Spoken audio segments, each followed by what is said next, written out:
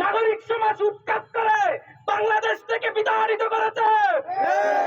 একই সাথে আমরা বলে রাখতে চাই, যারা যুগ যুগ ধরে গাজার নিরীহ মুসলিম ভাই বোনদের উপর অত্যাচার নির্যাতন চালাচ্ছেন, যারা আমেরিকার মদদে কোনো হত্যা চালাচ্ছেন, আমরা হুঁশিয়ার করতে চাই, আমরা আমাদের শরীরের শেষ রক্ত থাকা পর্যন্ত জাহানবাদের বিরুদ্ধে আমরা লড়াই চালিয়ে যাব ইনশাআল্লাহ।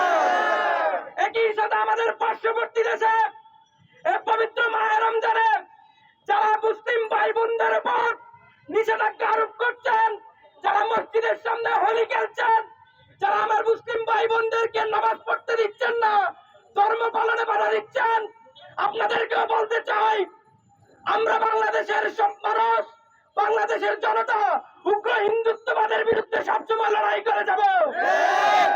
আমরা আজকে সারা বিশ্বের মুসলিমদের প্রতি উদাত্ত আহ্বান জানাই, ফিলিস্তিনে গাজায় যে বর্বরতা করে হত্যা চলছে, আপনারা এর বিরুদ্ধে আওয়াজ তুলুন। অপারেশন আলেক্সা ফ্লাডের পরে আমেরিকার ইউনিভার্সিটি থেকে শুরু করে প্রতিটি দেশের ছাত্র সমাজ, আপামর জনতা যেভাবে রাজপথে নেমে স্বাধীন ফিলিস্তিনের দাবিতে রাজপথকে উত্তাল করেছেন, আপনারা আরেকবার রাজপথে নেমে আসুন।